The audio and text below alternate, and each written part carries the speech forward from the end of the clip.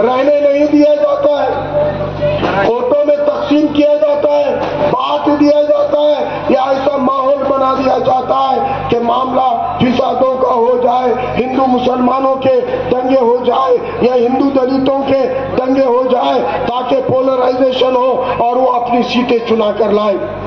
लेकिन मैं अल्लाह का शुक्र अदा करता हूँ, एक बहुत ही खुश फिजा बनी हुई है, बहुत ही खुशगवार माहौल में हमारे इलेक्शन होने जा रहे हैं और ऐसे माहौल के अंदर आज हमको एक बहुत सुनहरा मौका मिला है।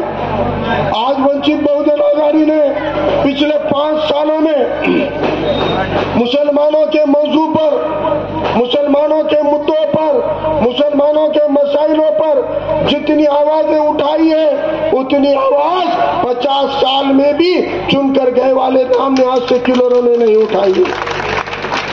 50 साल से हम जिनको चुनकर भेज रहे हैं वही आवाज नहीं उठा रहे, लेकिन हमको वो बीजेपी से डरा रहे, बीजेपी से डरो, बीजेपी से डरो। हमको बीजेपी से डराने वालों के घर में बीजेपी पैदा हो जाती। 50 साल से हमको बीजेपी से डराने वाला, सेक्युलर के नाम पे वोट लेने वाला खुद बीजेपी में जाके बैठ गया, खुद बीजेपी में चला गया। अब तक जितने नेता सेक्युलर बन के वोट लेके चुन के आए सारे के सारे बीजेपी में चले गए। नाम गिन लो, अशोक चौहान, खदगांवकर, पोकरना, सारे के सारे कांग्रेस में पहले सेक्युलर बन के वोट लिए। अब ये हम्बर्डी आया, इसके घर में बीजेपी, एक भाई कांग्रेस का उम्मीदवार है, दूसरा सग्गा भाई बीजेपी का उम्मीदवार है। आता एका घरामध्ये विधानसभेचा काँग्रेसचा उमेदवार मोहन मारुतीराव हंबर्डे आणि बीजेपीचा उमेदवार सक्का भाऊ संतोष मारुतीराव हंबर्डे। अरे तू बीजेपीशी लढायला आधी घरात तरलं, मोहन अण्णा पहिले पैसे लढ, सक्का भाऊ चड्डी गँग मध्ये आहे, RSC ची चड्डी घातलेला आहे, आधी आपल्या भावाची चड्डी बघ। या RSS वाल्यांनी घर पोखरली, कारण हे RSS सत्तेसाठी कोणतेही थराला जाते। या निवडणुकीमध्ये काँग्रेसचा उमेदवार संतोष हंबर्डेचा बीजेपी वाल्याचा भाऊ, बीजेपीचा उमेदवार बीजेपीचा संतोष हंबर्डे, RSSचा उमेदवार दिलीप कंदकुर्ते। अपक्ष नाही आहे ते, त्याला अपक्ष समजण्याची चूक करू नका। गेल्या निवडणुकांना अपक्ष अपक्ष म्हणून सेक्युलर लोकांचं मतदान फोडायचं काम केलं होतं। कंदकुर्ते अपक्ष नाही, RSS आहे। विश्वास होत नाही तर चड्डी घातलेली फोटो व्हायरल झालेली आहे त्याची, चड्डी घातलेली फोटो व्हायरल आहे। त्यामुळे मित्रांनो यंदा आपल्याला एक प्रश्न विचारायचा आहे हंबर्डेला। मोहन हंबर्डे आला तर त्याला विचारायचं, मोहनराव 20 तारखेला मतदानाला जाल, आधी स्वतःच्या विधानसभेचा मतदान स्वतःच्या निशाणीचं बटन दाबून कराल, पण बाजूला दुसरी मशीन ठेवलेली आहे लोकसभेची। मग त्या लोकसभेच्या मशीनवर गेल्यावर मोहन हंबर्डे तू कोणाचं बटन दाबणार आहे? स्वतःच्या पक्षाच्या उमेदवाराचा बटन दाबला तर भावाला बेईमान होशील, आणि भावाचं बटन दाबला तर पक्षाला बेईमान होईल। हे संतोष हंबर्डे संघ बी होणार आहे, हे मोहन हंबर्डे संघ बी होणार आहे। दोघेही भाऊ पक्षाला तरी बेईमान होतील, नाहीतर भाऊ भावाला तरी बेईमान होणार आहे। हे यांच्या धोरणातली बेईमानी आहे, यांच्या धोरणातली बेईमानी आहे, समजून घ्या। हे ज्या समाज घटकाच्या नावानं मतदान घेतात त्या समाजाच्या 179 आमदार आहेत विधानसभेमध्ये मराठा समाजाचे, 288 पैकी 179 आमदार, तरी मराठा समाजाला आरक्षण मागण्याची पाळी का आली?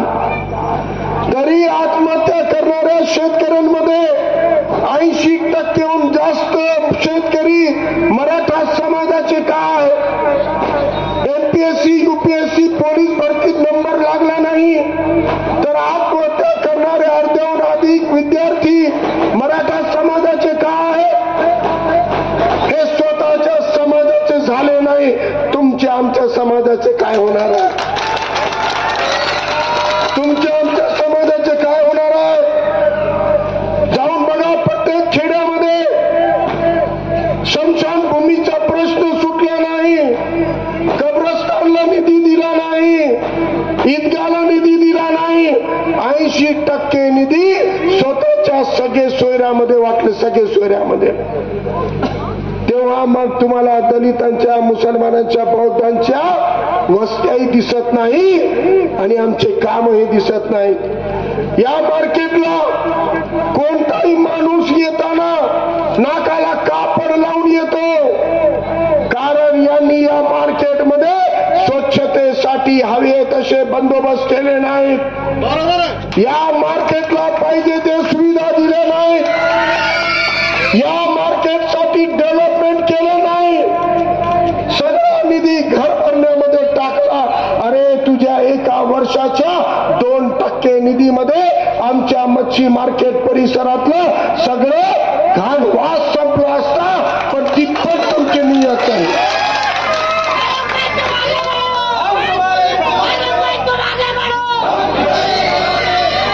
आता आम्हाला त्यांच्याकडे हात पसरवायची गरज नाही या 2024 मध्ये वंचित बहुजन आघाडीच्या उमेदवाराच्या पाठीशी आदरणीय बाळासाहेब आंबेडकरांना मानणारा 25 ते 30 हजार आंबेडकरवादी समाज उभा आहे 25 ते 30 हजार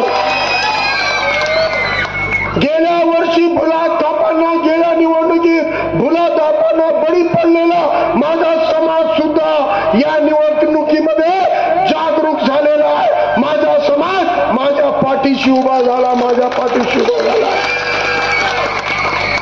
मी तुम्हाला ताकदीनं सांगतो 20 तारखेला मतांची बाळ येणार आहे मतांचा पूर येणार आहे आणि 23 तारखेला जश्ने नांदेड होणार आहे जश्ने नांदेड आता कोणत्या आमदाराच्या दारावर क्षेत्र सोडायची गरज नाही आपली आमदारकी आपणच मिळवून आणणार आहोत आता आपल्या निधीतून आपल्या वस्त्यांचा आपल्या समाजाचा आपल्या आरोग्याचा आपल्या शिक्षणाचा आपल्या रोजगाराचा आपल्या अत्याचाराचा प्रश्न आपणच सोडवायचा आहे त्यामुळे आपण सगळ्यांनी गॅस सिलेंडर निशाणीवर बटन दाबा याद रखो 20 नवंबर 20 नवंबर 20 नवंबर अल्लाह हाफिज जय भीम जय मी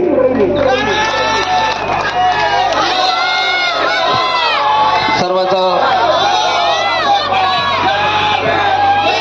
कार्यक्रमाचे उद्घाटन